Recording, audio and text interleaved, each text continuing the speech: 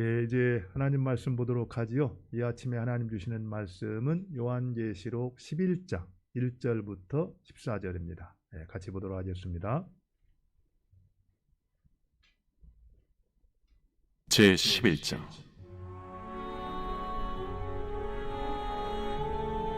또 내게 지팡이 같은 갈대를 주며 말하기를, 일어나서 하나님의 성전과 제단과 그 안에서 경배하는 자들을 측량하되 성전 바깥 마당은 측량하지 말고 그냥 두라. 이것은 이방인에게 주었은즉 그들이 거룩한 성을 42달 동안 짓밟으리라. 내가 나의 두 증인에게 권세를 주리니 그들이 굵은 베옷을 입고 1260일을 예언하리라. 그들은 이 땅의 주 앞에 서 있는 두 감람나무와 두 촛대니 만일 누구든지 그들을 해하고자 하면 그들의 입에서 불이 나와서 그들의 원수를 삼켜버릴 것이요, 누구든지 그들을 해하고자 하면 반드시 그와 같이 죽임을 당하리라. 그들이 권능을 가지고 하늘을 닫아 그 예언을 하는 날 동안 비가 오지 못하게 하고, 또 권능을 가지고 물을 피로 변하게 하고, 아무 때든지 원하는 대로 여러 가지 재앙으로 땅을 치리로다.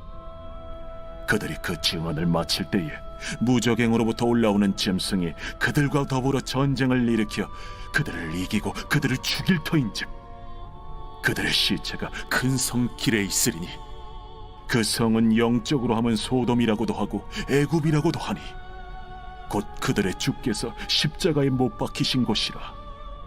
백성들과 족속과 방언과 나라 중에서 사람들이 그 시체를 사흘 반 동안을 보며 무덤에 장사하지 못하게 하리로다. 이 두 선지자가 땅에 사는 자들을 괴롭게 한 고로 땅에 사는 자들이 그들의 죽음을 즐거워하고 기뻐하여 서로 예물을 보내리라 하더라.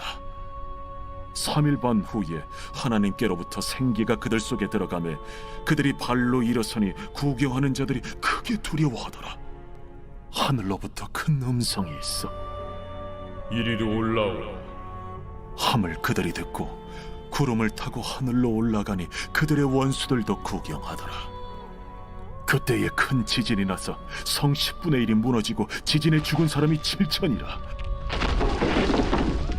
그 남은 자들이 두려워하여 영광을 하늘의 하나님께 돌리더라. 둘째 화는 지나갔으나 보라, 셋째 화가 속히 이르는도다. 여러분 혹시 등산을 좋아하세요? 등산. 지금도 사실은 등산하기 좋은 그런 계절인 것 같아요. 등산을 해보면은 우리의 체력이 어느 정도인가를 가늠할 수 있다 그래요.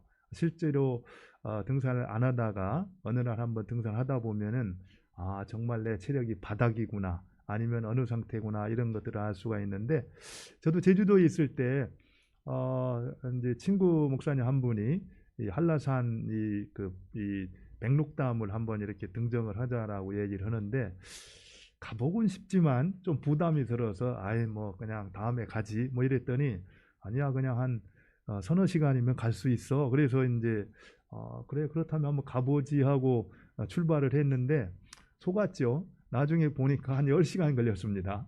근데 이제 중간쯤 이렇게 올라가다가 보니까 얼마나 힘든지, 그래서 이게 미리 준비하지 않고 이렇게 등산한다라는 것은 쉬운 일이 아니구나, 이런 것들을 생각했는데, 우리가 등산을 하다 보면은 산에 오르기 전에 항상 어디를 먼저 도착합니까? 등산로 입구에 서게 되잖아요. 그러면 등산로 입구에 서면은 뭐가 있습니까? 안내 약도가 있어요. 그죠? 약도를 보면은 그 어디로부터 출발해 가지고 정상까지 갔다가 어떤 루트를 통해서 내려올 것인가가 이렇게 이제 정할 수 있도록 다 소개를 해주고 있는데, 그리고 그 약도를 쭉 보면은 군데 뭐가 있습니까? 또 이정표가 있잖아요. 그죠? 어느 지점에서는 어떤 쪽으로 이동할 때 방향을 바로 갈 수가 있다, 이런 것들을 가르쳐 주는 게 있는데, 여러분들 이 요한계시록을 볼 때 이 지금 방향을 잘 잡아야 됩니다. 요한계시록을 하다 보면, 특별히 지금 우리는 7 심판 시리즈를 공부하고 있잖아요. 요한계시록 전체의 몸통이라고 볼 수 있어요. 그래서 7 인의 심판, 7 나팔의 심판, 7 대접의 심판이 있는데 매일 이렇게 성경을 군데군데 보다 보면 도대체 지금 우리가 어디에 와 있는지 길을 잃을 때가 있습니다. 길을 잃으면은 그 말씀이 무슨 말씀인지를 또 제대로 이해하기가 어려워요. 그런 의미에서 이 약도를 잘 볼 수 있어야 되고 또 그 다음에 이정표를 정확히 읽어야 지금 내가 어디에 위치해 있고 이 말씀이 무슨 말씀인가를 바로 해석할 수가 있는데 여러분들 요한계시록에서 전체를 잘 볼 수 있도록 약도의 역할, 지도의 역할을 하는 말씀이 몇 절인지 아세요? 8장 13절이에요. 그래서 제가 8장 13절을 한번 소개를 해드리고 그 다음에 또 말씀을 나누고 싶어요. 한번 8장 13절을 읽어볼까요? 같이 읽도록 하겠습니다. 시작. 내가 또 보고 들으니 공중에 날아가는 독수리가 큰 소리로 이르되 땅에 있는 자들에게 화가 있으리니 이는 새 천사들이 불어야 할 나팔 소리가 남아 있음이로다 하더라. 거기 보면은 새 천사들이 불어야 할 뭐요? 나팔 소리가 남아 있음이로다. 그래서 앞에서 화 세 번을 말했잖아요, 그죠? 그래서 이제 새 천사들이 불어야 할 나팔 소리가 남아 있다. 이 얘기는 무슨 얘기입니까? 나팔 재앙이 임하게 되는데 나팔 재앙. 지금 이제 우리가 알다시피 여러분들 7인의 심판이 끝났어요, 그죠? 그 다음에 7 나팔 심판이 임하고 그 다음에 마지막으로 7 대접 심판이 이르게 되는데 지금 7 나팔 심판 가운데 몇 번째 나팔 심판이 이루어졌고 앞으로 이루어질 것인가를 우리는 알아야 되잖아요, 그죠? 근데 오늘 말씀해 보니까 8장 13절에서는 어떤 내용이냐면은 바로 7인의 심판이 끝나고 그 다음에 7 나팔 심판 가운데 첫 번째부터 네 번째까지 심판이 끝났어요. 그리고 나서 5번째 심판이 이르기 전에 이제 8장 13절이 나온 거거든요. 그러니까 8장 13절에서 화가 있으리더라 이렇게 화가 있다라고 말하면서 그 다음에 이는 새 천사가 불어야 될 나팔 심판이 남아있다. 이 얘기는 새 천사가 불어야 될 나팔 심판, 5째 천사가 불어야 될 나팔 심판, 6째 천사가 불어야 될 나팔 심판, 7째 천사가 불어야 될 나팔 심판, 요 세 가지가 남아있다 이런 얘기입니다. 그런데 오늘 말씀에 보면은 또 그 다음 절에 9장 14절을 볼까요? 오늘 우리가 읽었던 9장 14절에 보면은 둘째 화는 지나갔으나 보라 몇째 화가 속히 이른다고요? 셋째 화가 속히 이르는도다. 그러니까 8장 13절에서 이제 7인의 재앙이 끝나고 그 다음에 7 나팔 가운데 넷째까지 끝났어요, 그죠? 그리고 나서 5번째, 6번째 나팔 재앙이 끝난 다음에 이제 어떻게 했습니까? 셋째 재앙, 7번째 나팔 재앙이 이르는 그 사이에 있는 말씀이 오늘 말씀이다. 이렇게 볼 수가 있습니다. 좀 그림이 그려지나요? 예. 이거를 잘 이제 알아야 되는데 여러분들이 이렇게 알아도 사실은 오늘 본문은 이 계시록 11장 말씀은 보통 그런 말을 해요. 우리가 성경 66권 가운데 가장 좀 우리가 이해하기 쉽지 않은 어려운 성경이 어떤 성경이라고 말합니까? 요한계시록이라고 말해요, 그죠?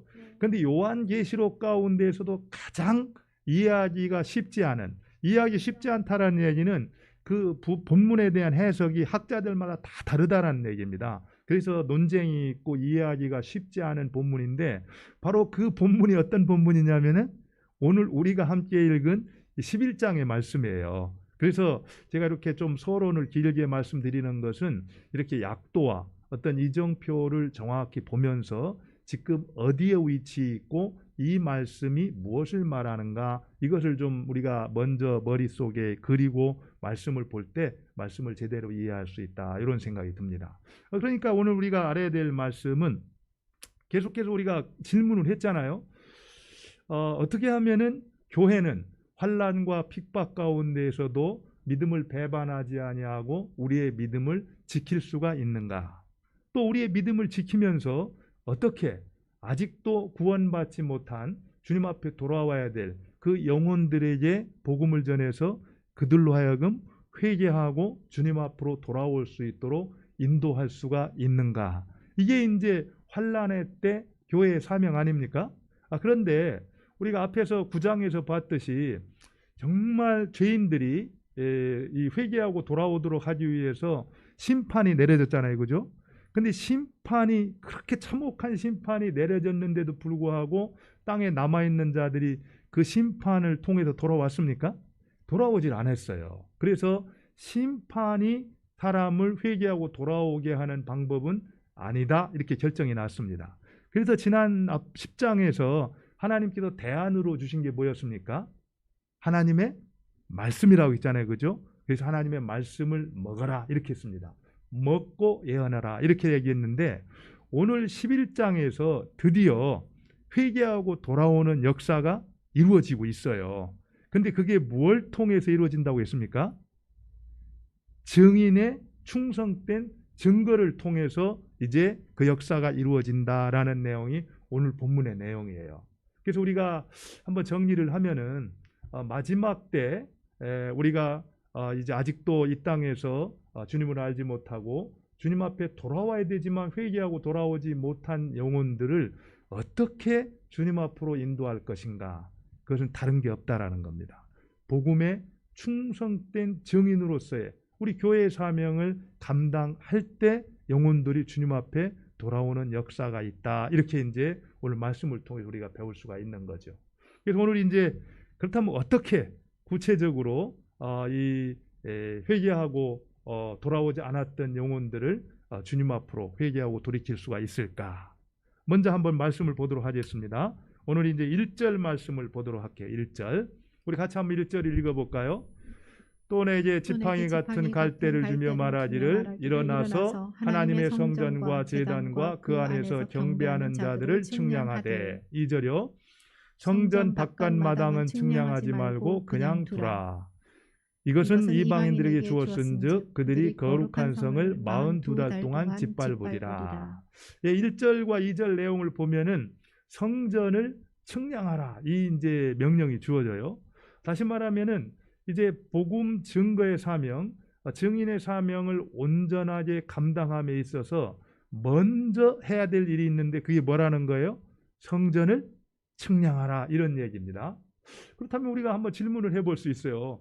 성전을 측량하는 거하고 이 증거하는 거하고 무슨 상관이 있는가? 근데 가만히 말씀을 보면은 2절 마지막에 성전을 측량하는데 뭐라고 했습니까? 그들이 거룩한 성을 42달 동안 짓밟는다라는 얘기가 나와요. 그리고 나서 3절에 보면은 또 뭐가 나오냐면은 1260일을 이제 증인들이 예언한다, 이 말이 나오거든요. 근데 42달과 1260일은 같은 기간입니다.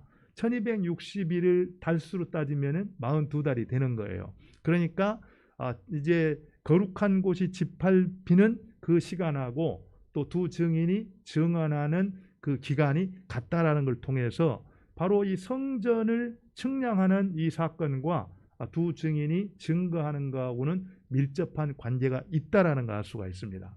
그렇다면은 그게 무슨 관계가 있는가? 이런 부분을 좀 우리가 알아야 되지 않겠어요? 어떤 관계가 있을 것 같습니까? 실제로 여러분들 성전 측량에 관한 부분은 에스겔 말씀을 인용한 거예요. 에스겔에서 보면은 여러분들 에스겔은 어떤 시대의 사람입니까? 포로 이후 포로로 잡혀간 포로민 가운데서 활동했던 선지자잖아요. 그죠? 그러면 이 에스겔 선지자에게 이상 중에 성전을 측량하라 이렇게 말씀을 했는데 그 당시에 예루살렘 성전이 이게 존재하고 있었나요? 없었어요. 무너졌고 또 이제 에스겔은 포로민 가운데 있었기 때문에 실제로 가서 성전을 측량할 그런 상황은 아니었습니다. 그런데도 불구하고 성령을 측량하라, 존재하지도 않는 성전을 측량하라, 이렇게 말하면 무슨 얘기겠습니까? 성전을 세우겠다라는 뜻입니다. 우리가 보통 그렇잖아요. 집을 세우려고 할 때 우리가 어떻게 합니까? 청사진을 세우지 않습니까? 청사진을 그려가지고 집을 세울 때 높이는 얼마만큼 높이로 지을 것이며 폭은 얼마만큼 지을 것이며 뭐 이런 것들을 다 이제 먼저 이제 측량을 하잖아요. 그죠? 마찬가지로 지금 여기서 말하는 이제 성전을 측량한다라는 건 두 가지 의미가 있습니다. 하나는 성전을 재건한다, 다시 세운다라는 그런 의미가 있고요. 또 한 가지는 보호라는 의미가 있습니다. 측량하고 지키고 보호하겠다. 그런데 당시에 지금 이 요한계시록을 이제 선포할 그 당시에 여러분들 그 당시만 해도요, 예루살렘 성전이 회파가 됐지 않습니까? 돌 위에 돌 하나 남지 않고 완전히 무너졌어요. 그렇기 때문에 이스라엘 백성들이 이 말씀을 들었을 때 성전이라는 말을 이제 떠올렸을 때는 뭘 상징하고 있냐면은 하나님의 신실한 백성들을 상징하고 있는 겁니다. 실제로 1절에도 뭐라고 나와 있습니까? 1절에도 보니까 이 하나님의 성전과 제단과 그다음에 뭐라고 있죠? 그 안에서 경배하는 자들을 측량하되 이랬습니다. 그렇기 때문에 여기에서 말하는 성전이라는 것은 어떤 빌딩으로서의 어떤 성전이라기보다는 바로 하나님을 신실하게 따르고 섬겼던 하나님의 백성들, 바로 이 교회를 상징하는 말씀이다, 이렇게 볼 수가 있어요. 그런데 성전을 측량한다라는 것이 하나님께서 하나님 나라를 세우겠다라는 그런 의미와 함께 어떤 의미가 있다고 했습니까? 보호라는 의미가 있다라는 거예요. 뭐라고 했습니까? 여기서 하나님의 성전과 제단과 그 안에서 경배하는 자들을 측량하되, 그 안에서 경배하는 자를 측량하되 보호하되 이런 뜻이에요. 그 다음에 보니까 성전 바깥마당은 측량하지 말고 그냥 두라. 보호가 안 된다라는 얘기죠. 그리고 나서 뭐라고 말하고 있습니까? 그들이 거룩한 성을 42달 동안 짓밟히리라, 이렇게 이제 이야기를 했습니다. 이런 것들을 통해서 지금 교회로 하여금 이 마지막 때 증인된 사명을 감당하도록 맡기면서 지금 하나님께서 뭘 약속해 주고 있냐면은 너희들이 환난을 당하지만 반드시 하나님께서는 그 교회를, 증거하는 자들을 지키고 보호하겠다, 이 말씀을 먼저 1절과 2절에서 해주고 있는 겁니다. 사실 여기서 이 말씀 보면은 성전 내부에 있는 사람들은 보호하고 지켜주는데 거룩한 성, 그 바깥 뜰에 있는 사람들은 짓밟힌다. 그러니까 안에 있는 사람들은 보호하고 밖에 있는 사람들은 그냥 보호하지 않고 내버려 둔다, 이렇게 생각할 수 있거든요. 근데 그렇게 해석하면 옳지 않습니다. 항상 우리가 이 계시록을 볼 때는 상징적으로 해석을 해야 되는데, 이것은 내적으로, 영적으로는 하나님께서 그들을 분명히 지켜주신다라는 겁니다. 그렇지만 외적으로는, 육체적으로는 우리도 얼마든지 고난과 환난을 만날 수 있다, 이것을 말씀하고 있는 거예요. 여러분들 그렇지 않습니까? 우리가 하나님을 믿고 하나님의 백성으로 살아가지만 그런다고 해서 우리가 이 땅에서 육체적으로 고통이 없나요? 우리도 똑같이 고통을 받아요. 믿지 않는 사람들과 똑같이. 바로 그것을 말하고 있습니다. 그렇지만 하나님께서 끝까지 그 신자들을 지키시고 보호하셔서 마침내 승리의 자리로 인도하시겠다라는 약속의 말씀으로 이제 성전을 측량하라, 이렇게 말씀하고 있는 겁니다. 이제 하나님께서 우리를 지키시고 보호하신다, 이 약속을 들었으니까 그 다음에 어떻게 되겠습니까? 증거를 해야 되잖아요, 그죠? 그런 내용이 이제 3절부터 13절의 내용이다, 이렇게 볼 수가 있습니다. 그럼 한번 3절을 볼까요? 3절을 보죠. 누가 그 일을 감당할 것인가? 한번 같이 읽겠습니다. 시작. 내가 나의 두 증인에게 권세를 주리니 그들이 굵은 베옷을 입고 1260일을 예언하리라. 예, 내가 나의 두 증인에게 권세를 주리니 그들이 굵은 베옷을 입고 1260일을 예언하리라. 1260일 동안 예언을 한다, 이렇게 말하고 있습니다. 사실 여기서 1260일이 무엇을 의미하는가를 좀 정확히 이해를 할 필요가 있는데요. 여러분들 1260일은 아까 말씀드렸듯이 몇 달이라고 했죠? 42달이에요. 그리고 이것은 다니엘서에 보면은 한때, 두때, 반때, 그래서 세때 반을 얘기하고 있거든요.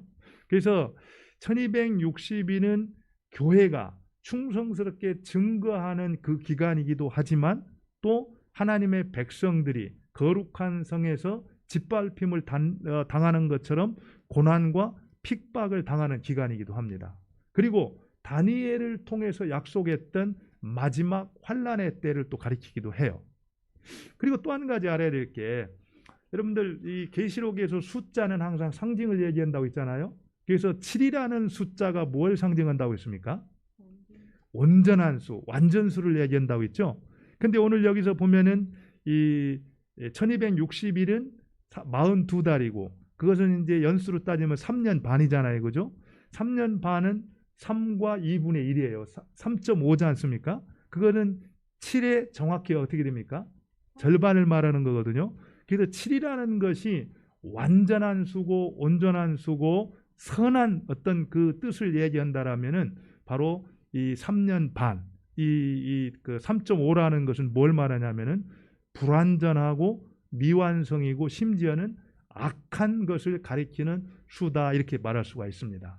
이 얘기는 결국 지금 우리가 살아가고 있는 이 시대가 그런 시대라는 거예요. 3년 반, 바로 1260일, 바로 이 42달과 같은 온전하지 않고 심지어는 악하기까지 해서 우리가 이 땅을 살아갈 때 하나님을 섬기고 하나님으로 백성으로 살아갈 때 얼마든지 고난과 핍박을 당할 수밖에 없는 그런 시대를 지금 우리가 살아가고 있고, 바로 그런 시대 가운데에서 뭘 증거해야 된다는 거예요?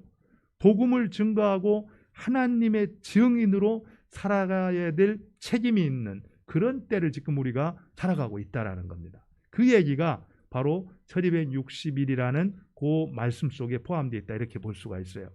그런데 그런 상황 가운데에서 복음을 증거하는 그 증인, 뭐라고 말하고 있습니까? 나의 두 증인에게 권세를 준다라고 그랬는데, 여기서 말하는 두 증인이 누군가? 이게 굉장히 중요합니다. 왜 중요한지 아세요, 여러분들?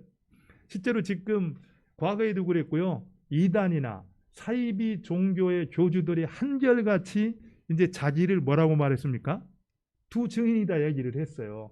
과거에 박태선이도 말을 했고 지금 신천지의 이만희도 말을 하고 또 정명석이도 똑같이 여기서 내가 그 두 증인이다. 특별히 다음 절에 나오는 이제 바로 감람나무다, 이렇게 해가지고 자기를 신격화하는 이제 말씀으로 이 말씀을 쓰고 있거든요. 그렇다면은 정말 여기서 이 두 증인이라는 사람이 그런 것을 말하고 있는가, 한번 우리가 정확히 공부를 해야 된다라는 겁니다. 여러분들 어떻게 생각하세요? 여기 두 증인이 누구를 가리키는 것 같습니까? 한 가지 분명한 것은 이 두 증인을 말하고 있어요. 증인. 증거하는 사람이 1260일 동안 예언을 했기 때문에 증인을 말하고 있는데 하필이면 두 증인이라고 말하고 있는가? 사실 여러분들 유대인들에게 있어서 증인으로서 증거가 법적인 효력을 가지려면은 최소한 몇 명의 증거가 있어야 됩니까? 두 사람 이상의 증거가 있어야 돼요. 혼자서는 안 됩니다. 그렇기 때문에 어떤 뭐 유대인들의 어떤 그런 통례를 통해서도 두 증인이라는 것은 지금 이 증거가 권위가 있고 이제 하나님의 뜻에 합당하다라는 것을 가르쳐 주기 위해서 두 증인이다, 이렇게 이제 이해를 할 수가 있어요.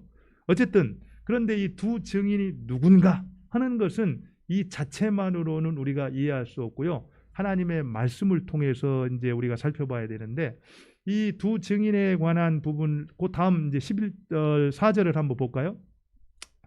이제 두 증인을 누구라고 말하냐? 같이 한번 읽어보겠습니다. 시작. 그들은 이 땅에 주 앞에 서 있는 두 감람나무와 두 촛대니. 여기서 두 증인은 이 땅에 주 앞에 서 있는 뭐라고 말하고 있습니까? 두 감람나무와 두 촛대다. 사실 여기서 두 촛대라는 말은 우리가 익숙하잖아요. 앞에서 1장에서 예수님이 7 촛대 사이를 거니신다라고 말을 했는데 그 7 촛대를 뭐라고 했습니까? 7 교회다. 명확히 이렇게 말을 하고 있어요. 그런데 왜 7 촛대라고 말하지 않고 여기서 두 촛대라고 말하나? 사실은 이 촛대, 교회 가운데 주님의 어떤 교회로서 충성스럽게 증인된 삶을 감당했던 교회는 어떤 교회였습니까? 서머나 교회하고 필라델피아 교회 두 교회밖에 없었어요. 그래서 그냥 두 촛대 이렇게 표현을 했는 것 같아요. 어쨌든 여기서 그 두 증인을 두 감람나무와 두 촛대다 이렇게 말할 때 촛대는 뭘 가리킨다고요? 교회를 가리킨다라는 거. 이게 조금씩 이제 하나씩 이제 드러나기 시작하는데 두 증인은 특별한 한 사람을 지칭하는 것이 아니라 바로 이처럼 교회를 상징한다. 실제로 그것이 맞는 말이 결국에는 마지막 때 복음을 증거해서 이 증언을 통해서 회개치 않은 모든 백성들이 주님 앞에 돌아오는데 어떤 특정한 한 사람이 증거한다. 이런 것은 옳지 않다라는 겁니다. 결국에 하나님의 백성들이 모두가 그 일을 감당해야 되는데 바로 첫 번째로 교회가 증인이다. 그리고 교회를 통해서 예언이 선포되어지고 이제 많은 사람이 주님 앞으로 돌아온다 하는 것이 훨씬 더 정확한 이제 해석이 될 수 있다라는 거죠. 근데 문제는 그 앞에 있는 무슨 단어입니까? 두 감람나무다 이렇게 말을 했어요. 두 감람나무. 요 말씀은 두 감람나무와 두 촛대 이 말씀은 스가랴 4장을 인용한 말씀이에요. 우리가 알다시피 스가랴 4장에 쭉 보면은 스가랴 선지자가 환상을 봐요. 환상을 보는데 뭘 봤냐면은 금 등잔대와 바로 그 촛대를 보게 됩니다. 그런데 그 금 등잔대가 어디에 놓여 있었냐면은 바로 감람나무와 연결되어져서 금 등잔대가 있었는데 그 금 등잔대 위에 바로 등잔 7이 있었다 이렇게 얘기를 해요. 거기에서 바로 감람나무와 연결되어 가지고 이 등잔대에는 기름이 부어져야 등잔이 이제 계속 등불이 켜지잖아요. 근데 그 기름이 어디서부터 오는가를 봤더니 감람나무로부터 기름이 이제 부어지더라 이렇게 스가랴 선지자가 얘기를 하고 있습니다. 그 사실을 통해서 우리가 스가랴서를 공부할 때 배웠잖아요. 이는 힘으로도 되지 아니하고 능으로 되지 아니하고 뭐라고 있습니까? 오직 나의 영으로 말미암아 된다. 그래서 결국에 그 이 등잔대에 이제 불이 켜지고 그 역할을 제대로 감당하기 위해서는 바로 감람나무로부터 기름이 부어질 때만 가능하다. 그래서 결국 그 감람나무가 성령을 상징한다. 이 얘기를 이미 우리가 공부를 했어요. 그렇기 때문에 여기서 두 감람나무라는 것은 어떤 이 사람을 지칭한다기보다 교회가 복음을 증거하고 증인된 사명을 감당할 수 있도록 바로 공급해주는 능력의 원천이 어디 있는가 이것을 이제 가르쳐 준다고 보는데 그것을 두 감람나무다 이렇게 이제 그 얘기를 하고 있습니다. 그런데 그 스가랴서에 보면은 두 감람나무에 두 가지가 있다 이렇게 얘기를 하고 있어요. 감람나무의 두 가지, 두 감람나무의 두 가지. 그래서 한 가지가 등잔대와 연결돼 갖고 기름을 공급하도록 하고 있고 또 한 가지가 등잔대와 연결돼서 기름을 공급하게 되는데 이 스가랴 선지자는 그 두 가지를 뭐라고 이제 이 해석을 했냐면은 바로 제사장 요수아와 스룹바벨이다 이렇게 얘기를 하고 있습니다. 그러니까 원래 감람나무는 성령을 상징하지만 그 감람나무가 어떤 이 하나님의 백성들에게 은혜와 어떤 능력을 공급해 줄 때 통로로 사용하고 있는데 그 통로를 누구라고 말하고 있냐면은 대제사장 여호수아와 스룹바벨 왕족이 있던 스룹바벨이었다 이렇게 말하고 있는 거예요. 이게 굉장히 큰 핵심입니다.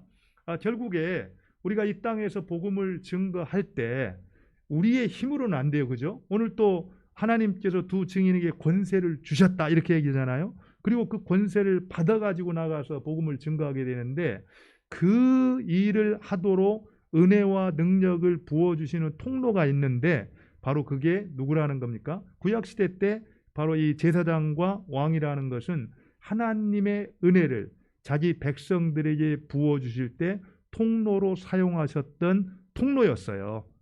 그러니까 여기서 지금 이 두 감람나무와 두 촛대 이것을 두 증인이다 이렇게 말을 하는데 하나님께서 자신의 은혜와 복을 세상 가운데 나눠줄 때 누구를 통해서 그 일을 감당하고 있는가?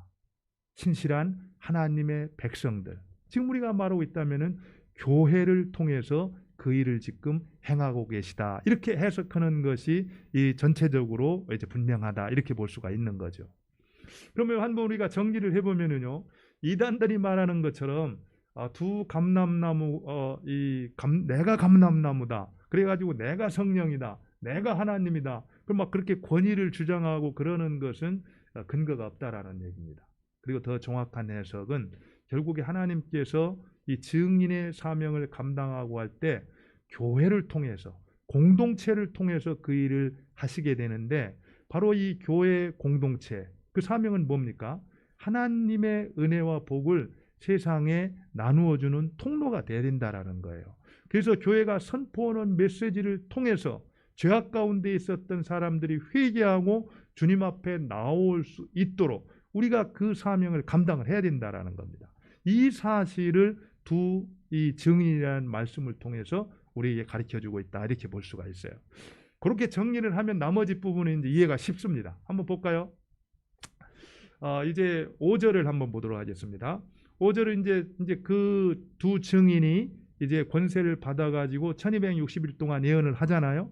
그 예언을 하는 내용을 이제 5절부터 소개를 하고 있어요. 한번 볼게요. 같이 읽습니다. 시작. 만일 누구든지 그들을 해하고자 하면 그들의 입에서 불이 나와서 그들의 원수를 삼켜버릴 것이요. 누구든지 그들을 해하고자 하면 반드시 그와 같이 죽임을 당하리라. 6절도 볼게요. 그들이 권능을 가지고 하늘을 닫아 그 예언을 하는 날 동안 비가 오지 못하게 하고, 또 권능을 가지고 물로 피로 변하게 하고 아무 때든지 원하는 대로 여러 가지 재앙으로 땅을 치리로다.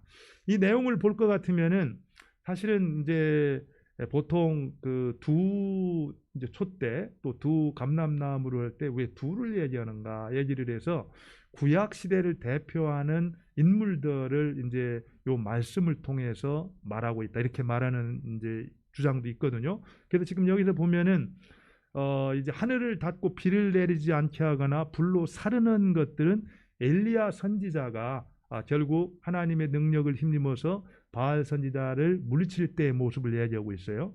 또 이제 이 그 물로 강을 이제 피로 만드는 일, 그리고 이제 재앙으로 땅을 치는 일, 이것은 모세가 출애굽할 때 하나님의 능력을 힘입어서 행했던 일을 얘기하고 있거든요. 그래서 여기서 말하는 두 감람나무, 두 촛대는 바로 엘리야와 모세를 상징한다고 볼 수 있다, 이렇게 얘기하거든요.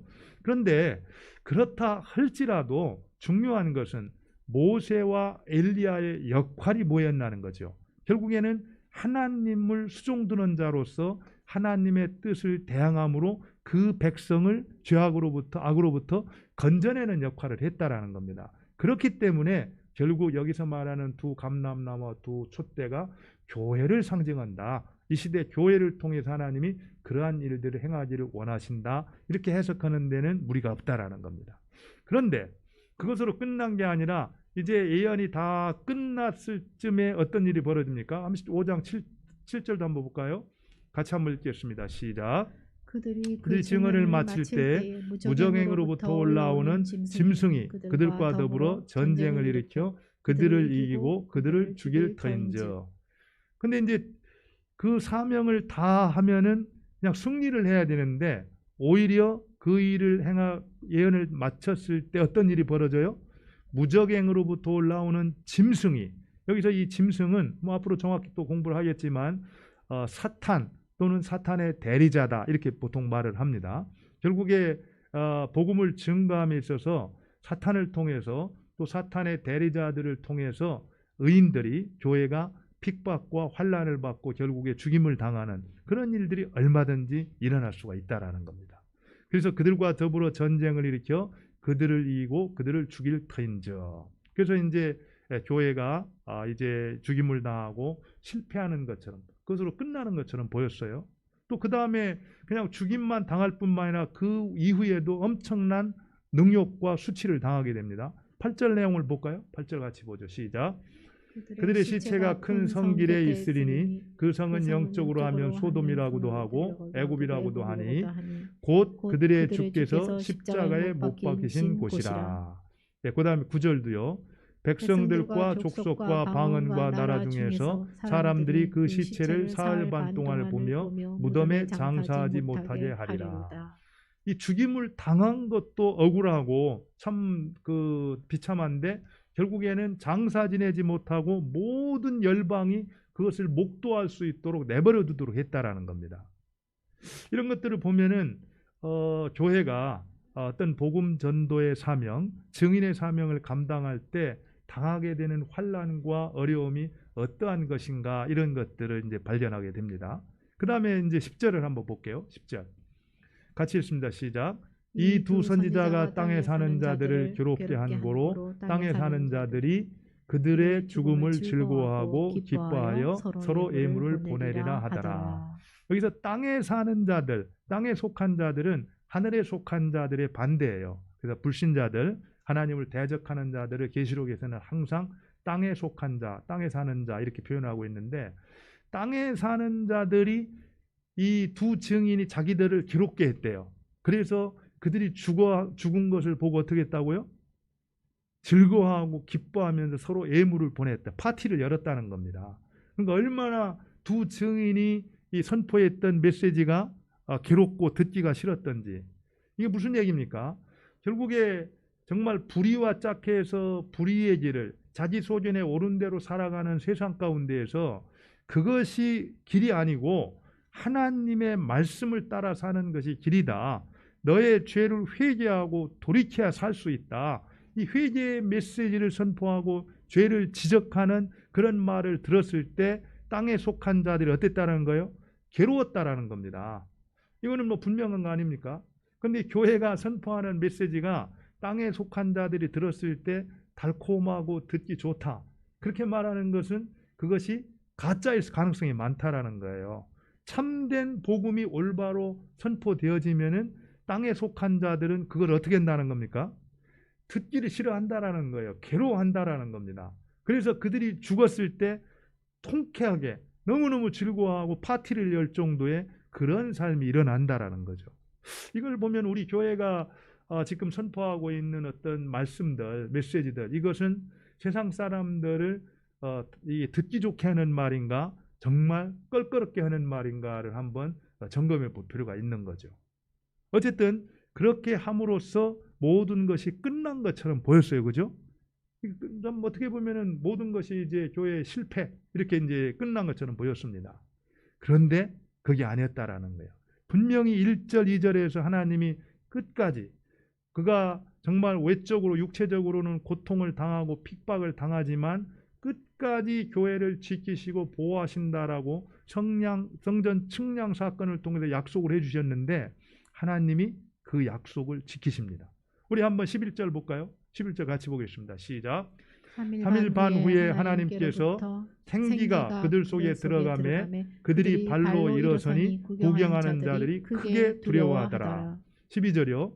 하늘로부터 큰 음성이 이리로 올라오라 함을 그들이 듣고 구름을 타고 하늘로 올라가니 그들의 원수들도 구경하더라. 13절이요. 그때 큰 지진이 나서 성 10분의 1이 무너지고 지진에 죽은 사람이 7천이라. 그 남은 자들이 두려워하여 영광을 하늘의 하나님께 돌리더라. 이 마지막 13절이 절정입니다. 그 남은 자들이 두려워하여 영광을 하늘의 하나님께 돌리더라. 이 표현은 믿지 않는 자들이 회개하고 주님께 돌아왔을 때 사용했던 아주 전형적인 문구입니다. 그러니까 그들이 두려워해서 영광을 하나님께 돌렸다. 이 표현은 그들이 자기의 죄를 회개하고 돌이키고 주님 앞에 돌아왔다 하는 표현의 전형적인 문구를 이제 표현하고 있는 거죠. 그러면 분명한 거 아닙니까? 우리가 서론에서 어떻게 교회가 환난의 때 자기들의 믿음을 지키고 배교하지 아니하고 끝까지 신실하게 하나님을 섬길 것인가? 또 그러면서 하나님께서 교회에게 맡겨주셨던 사명 어떤 겁니까? 증인의 사명을 어떻게 감당해서 회개하고 돌아오지 않았던 사람들을 하나님 앞으로 돌이켜서 회개하고 돌이킬 수 있을까 하는 것들이 우리의 질문이었는데 뭘 통해서 그런 일들이 일어난다라는 걸 알 수 있습니까? 무슨 일이죠? 뭐 여태까지 딴 얘기 들었습니까? 무슨 얘기, 뭘 통해서 그게 가능하다는 거예요? 복음의 증거를 통해서 바로 충성스럽게 증인된 사명을 감당할 때 그 일이 이루어진다라는 거예요. 지금 요한은 교회한테 이 얘기를 하고 싶은 거예요. 환난의 때 교회가 누구인가? 교회는 증인이라는 겁니다. 그리고 교회가 감당해야 될 사명은 무엇인가? 그것은 바로 증거하는 일이라는 거예요. 교회가 충성된 증인이 되어서 하나님께서 우리에게 증거라고 맡겨주신 그 복음을 충성스럽게 증거할 때 아직도 회개하지 아니하고 돌이키지 않았던 그 한 사람 한 사람 마지막 최후 일인까지도 돌이키고 회개하고 주님 앞에 돌아올 수 있다. 그러니까 지금 우리가 해야 될 일은 바로 이 핍박과 환난을 걱정하거나 두려워하지 아니하고 하나님이 우리에게 부탁하신 증인된 사명을 감당하는 것이다. 이것을 교회에게 요한은 보여주고 싶었던 겁니다.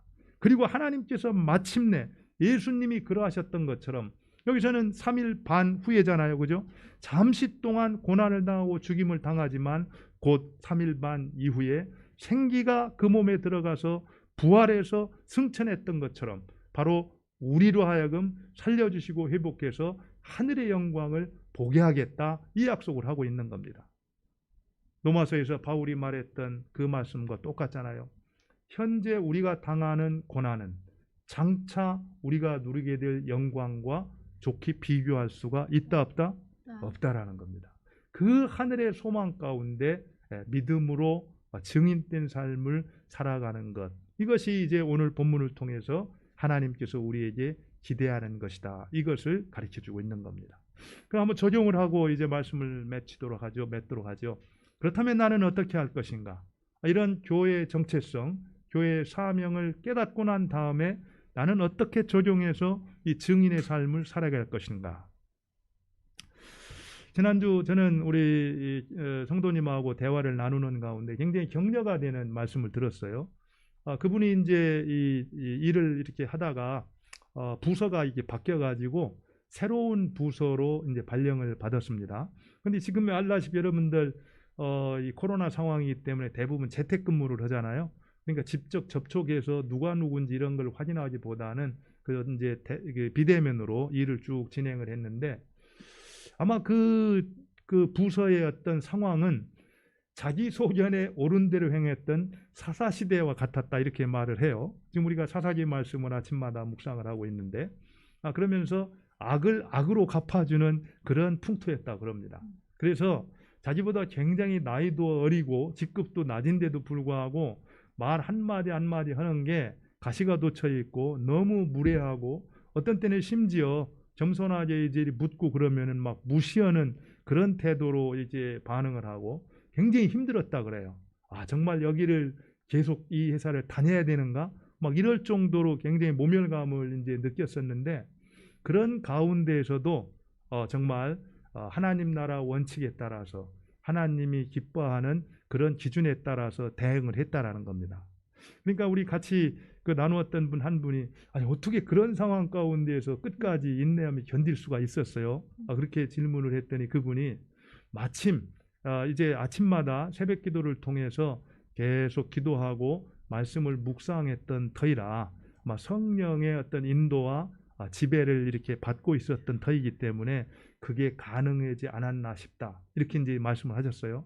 어쨌든 그분이 그런 자기 소견에 오른 대로 악을 악으로 갚아주는 그런 환경 가운데 있었지만 그 가운데에서도 늘 표현하는 것이나 마음이 항상 하나님의 어떤 나라의 원칙, 그 기준에 따라서 이렇게 반응을 했더니 2달, 3달이 지나면서 이제 분위기가 바뀌더라는 겁니다. 그러면서 어느 날은 그렇게 물어보더라는 거예요.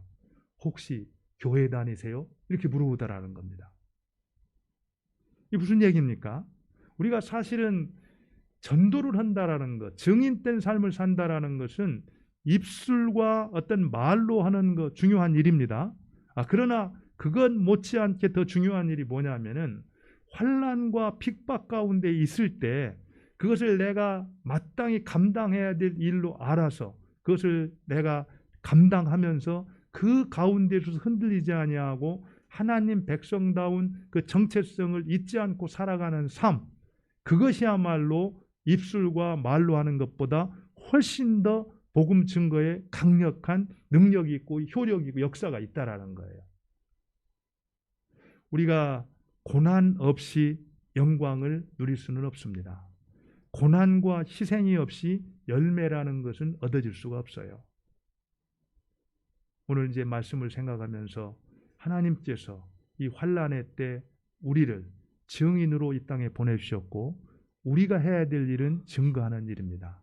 우리의 입술과 말로 또 우리의 삶을 통해서 신실한 그리스도의 증인이 되어서 아직도 돌아오지 아니한 영혼들을 주님 앞으로 인도하는 우리 모두가 될 수 있기를 바랍니다.